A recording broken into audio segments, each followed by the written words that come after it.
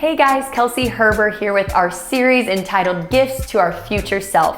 In this series, we're talking about how we can allow mistakes to lead to growth rather than feelings of failure. Well, last episode, we talked about Romans 12:2 and how it teaches a growth mindset through Christ. Because through Christ, we can become a transformed being, we can have a renewed mind, and He can reveal to us what His will is for our lives. Well, this week I want to talk about how we can actually allow a mistake to be a gift to our future self. And we're going to go over this in 3 very simple steps. And I want to use this illustration to kind of help us walk through this. I want you to think about if you were with your team right now and I walked up to you individually and had this huge bag of candy. And I said, hey, this is a gift from me to you. I want you to have this. I got this for you. Here. What might be the very first thing you do? Well, the very first thing you may do is actually reach out and take the bag of candy. And so that is step 1. We want to accept the gift. And the way that we do this is that we recognize that our mistake can actually lead us to be a better version of ourselves in the future. Well, the next thing you might do if you took that bag of candy from me after I gave it to you may be to say thank you. And so step 2 is thank. We want to thank God, ourselves, and others for that opportunity to learn and grow.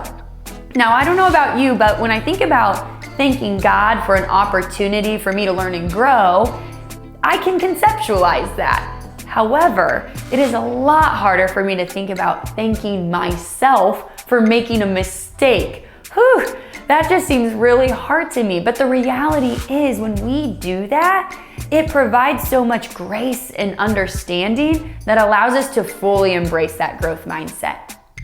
Well, after you've reached out and grabbed the bag of candy, you've said thank you, the next thing that you may do or may not do would be to share that bag of candy with your teammates. And so that last step is to share. When we have a gift that is given to our future selves, we want to share that with other people so they don't have to learn that lesson the hard way.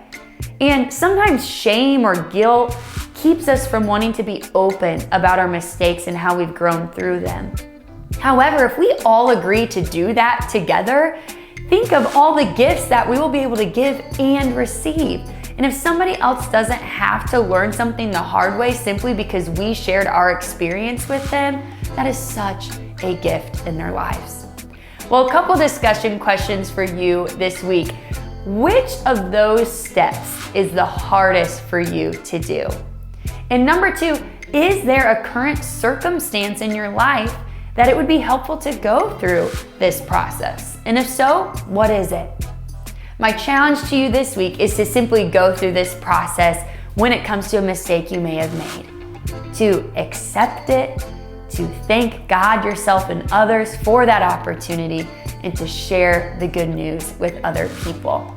Mistakes do not have to hold us back any longer. Not only can we grow through it and have that be a gift to our future self, but we can also give that gift to other people.